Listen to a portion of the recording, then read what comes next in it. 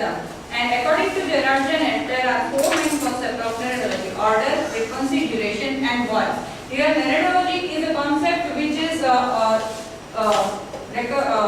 is put into come into existence with structuralism, and it shows the cultural aspects over the any book on record of society.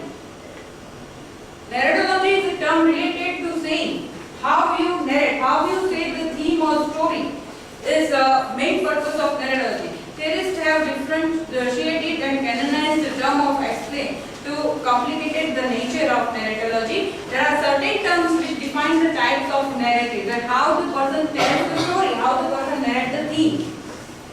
Story and discourse are the terms applied to every kind of narrative. Story means main storyline or theme, and story means the theme of story in line followed by the narrator. And discourse refers to the manipulation of the story, is the presentation of the narrative.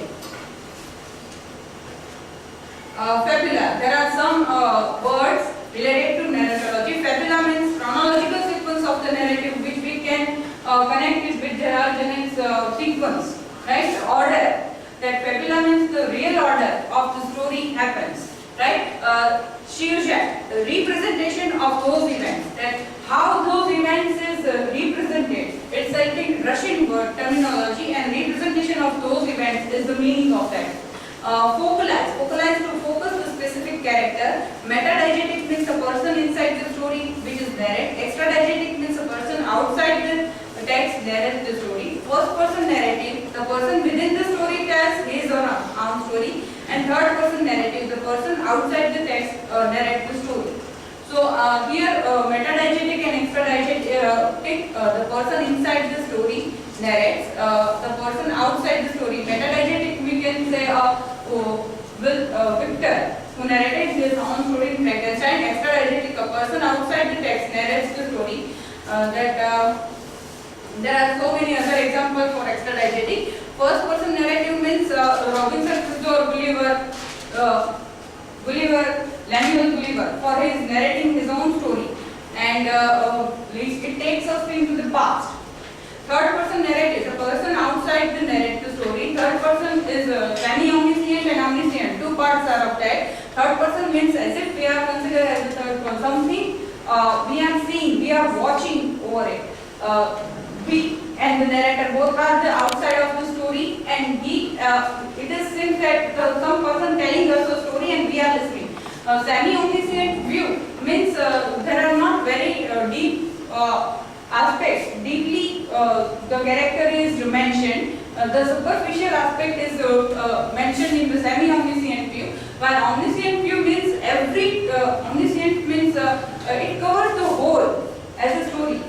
Semi-omniscient, we feel that something is missing. Whatever the person is seeing is narrative. It is semi-omniscient view. But third person, omniscient view means the person narrates as a thing, as a whole, as if it is saying the whole. In Middlemarch, it is narrated very intellectual way, and it is the third person omniscient view, because in every character is emphasized so well, and it seems so real that we can not deny that the realistic approach is also there by that writer, Eliot. It is third person omniscient way, temporal, spatial and psychological. Spatial means here the place. Every person has created, every character has its own space to define the things, to react to the events, whatever happens to them. And psychological means the psychology is also reflected very well about the character in this Middlemarch. Although the author gives us bird's view, she has paid attention to every character. Bird's view means as if we are watching something from the above, and we watching what is below. And when we are on the height, we can see everything around us, which is low, right? So same way, here she paid every character. She can see everything minutely, and sometimes I can feel that there is a zoom in and zoom out. Sometimes in some events, in narratology of Middlemarch.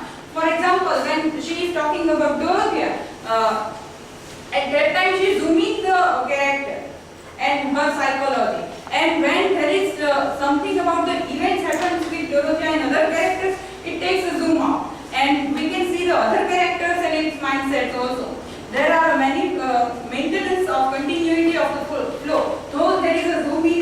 somehow, as per my view, is that there is a flow is maintained, everything is covered up, but we cannot find any break in between, and it is so interestingly paired. This continuous makes the novel more explicit and clear. She also uses the style of fictional rhetoric. Fictional rhetoric means here she is telling a fiction, but she is convincing us that it is real. The story about the people lived in a town named Middlemarch, and every character has his or her own dream to fulfill. Here, if I am telling about the theme, there are so many characters rushing for their dreams. Everyone has own dream. Particularly, there is a topic about the matrimony, but she is also touching the topic like social behavior, politics, and work, job, to have a job, to have a settlement. So these other topics are very well touched, and it is so clearly mentioned that we cannot make out the main topic sometimes. The special and notable thing is that each character is each chapter is started with beautiful quote. So this is the very speciality of the George Eliot, that she started every chapter with a beautiful quote, and she has created romantic atmosphere balanced with the reality. Although Dorothea is focalized, other characters are also portrayed there. It seems that she talked about how women should choose a man for her, but for her, every event is important comparatively to the Jane Austen. Here we can say, as Jane Austen focalized on matrimony only. Other things are like gossiping. So when the other things are there in the text, if you read the original text, you find it some kind of boringness is there, because we are not totally involved, as we have our focus drawn to the matrimony only. While George Eliot has done very well that every event is focalized, and every event we drawn into it, and we completely touch and convinced that this event is done by this way only. So this is for it.